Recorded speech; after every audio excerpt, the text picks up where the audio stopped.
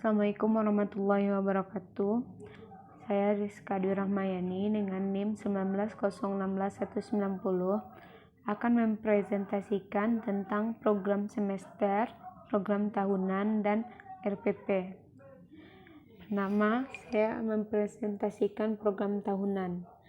Program tahunan merupakan program umum setiap mata pelajaran untuk setiap kelas, berisi garis-garis besar yang hendak dicapai dalam 1 tahun dan dikembangkan oleh guru mata pelajaran yang bersangkutan. Program ini perlu dikembangkan oleh guru sebelum tahun ajaran dimulai karena merupakan pengembangan bagi program-program berikutnya. Program tahunan adalah rencana penetapan alokasi waktu 1 tahun ajaran untuk mencapai tujuan standar kompetensi dan kompetensi dasar yang telah ditetapkan. Penetapan alokasi waktu diperlukan agar seluruh kompetensi dasar yang ada dalam kurikulum seluruhnya dapat dicapai oleh siswa. Dalam program perencanaan menetapkan alokasi waktu untuk setiap kompetensi dasar yang harus dicapai disusun dalam program tahunan. Dengan demikian, penyusunan program tahunan pada dasarnya adalah menetapkan jumlah waktu yang tersedia untuk setiap kompetensi dasar. Fungsi dari program tahunan, pertama mengorganisir pembelajaran agar bisa berjalan optimal. 2. Dijadikan pedoman untuk menyusun program semester. 3. Dijadikan pedoman dalam menyusun kalender pendidikan. 4. Digunakan sebagai acuan untuk mengoptimalkan penggunaan waktu yang efektif. Kemudian komponen program tahunan terdiri dari identifikasi, standar kompetensi, kompetensi dasar, alokasi waktu, dan keterangan. Kemudian kita akan membahas mengenai konsep program semester. Program semester merupakan penjabaran dari program tahunan. Kalau program tahunan disusun untuk menentukan jumlah jam yang diperlukan untuk mencapai kompetensi, maka dalam program semester diarahkan untuk menjawab minggu keberapa atau kapan pembelajaran untuk mencapai kompetensi dasar itu dilakukan. Program semester adalah program yang berisikan garis-garis besar mengenai hal-hal yang hendak dilaksanakan dan dicapai dalam yang cepat, lancar, akurat, dan menghabiskan energi yang minimum. Fungsi program semester pertama mempermudah tugas pendidik saat mengadakan pembelajaran selama 1 semester. 2. Mampu mengarahkan kegiatan untuk mencapai tujuan pembelajaran yang telah diprogram. 3. Menjadi pola dasar untuk mengatur tugas dan wewenang setiap pihak yang ikut serta dalam pembelajaran. 4. Menjadi pedoman guru dalam bekerja dan belajar. 5. Menjadi tolok ukur efektivitas pada proses pembelajaran. 6. Menjadi bahan untuk menyusun data sehingga terbentuk keseimbangan kerja. 7. Mampu menghemat waktu, tenaga, biaya, dan alat penunjang karena pembelajaran bisa berlangsung secara efektif dan efisien. Kemudian kita akan membahas mengenai RPP.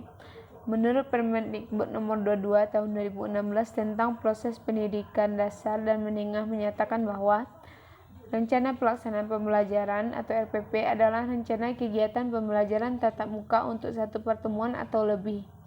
RPP dikembangkan dari silabus untuk mengarahkan kegiatan pembelajaran peserta didik dalam upaya mencapai kompetensi dasar. Setiap pendidik pada satuan pendidikan berkewajiban menyusun RPP secara lengkap dan sistematis agar pembelajaran berlangsung secara interaktif, inspiratif, menyenangkan, menantang, efisien, memotivasi peserta didik untuk berpartisipasi aktif, serta memberikan ruang yang cukup bagi prakarsa, kreativitas, dan kemandirian sesuai dengan bakat, minat, dan perkembangan fisik serta psikologis peserta didik. RPP disusun berdasarkan KD atau subtema yang dilaksanakan kali pertemuan atau lebih. Menurut Hojana tahun 2014, rencana pelaksanaan pembelajaran merupakan persiapan yang harus dilakukan guru sebelum mengajar. Persiapan di sini dapat diartikan persiapan tertulis maupun persiapan mental. situasi emosional yang ingin dibangun, lingkungan belajar yang produktif, termasuk meyakinkan pembelajar untuk mau terlibat secara penuh. Kemudian penyusunan program semester, program tahunan, dan RPP. Pertama, penyusunan program semester.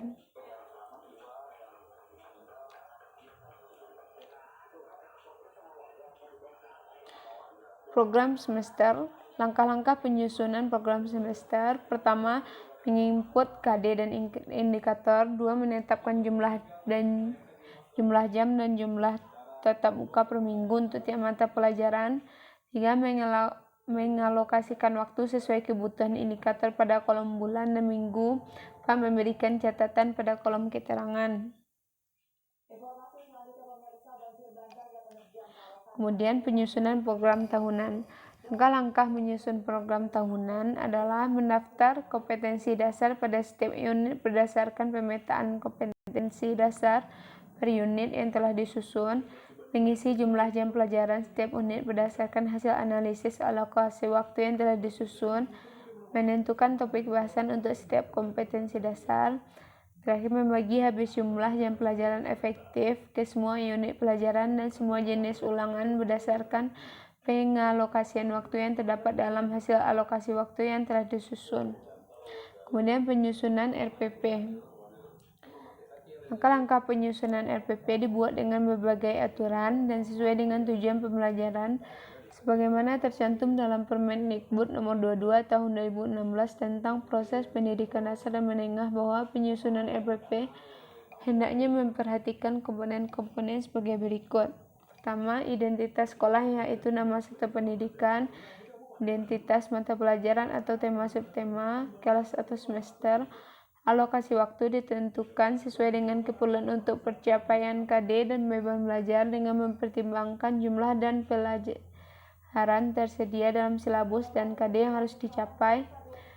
Tujuan pembelajaran yang dirumuskan berdasarkan KD dengan menggunakan kata kerja operasional yang dapat diamati dan diukur, yang mencakup sikap, pengetahuan, dan keterampilan, kompetensi dasar dan indikator pencapaian kompetensi. Materi pelajaran memuat fakta, konsep, prinsip, dan prosedur yang relevan dan ditulis dalam bentuk butir-butir sesuai dengan rumusan indikator keterampilan kompetensi. Metode pembelajaran, yaitu berupa alat bantu proses pembelajaran untuk menyampaikan materi pelajaran. Sumber belajar, yaitu dapat berupa buku, media cetak dan elektronik, alat sekitar atau sumber belajar yang relevan. Kemudian langkah-langkah pembelajaran dilakukan melalui tahapan pendahuluan, inti dan penduduk, dan penilaian hasil pembelajaran. Baiklah, demikian yang dapat saya sampaikan. Mohon maaf atas kekurangan, karena kekurangan datang dari diri saya sendiri. Wabillahi taufiq wal hidayah. Wassalamualaikum warahmatullahi wabarakatuh.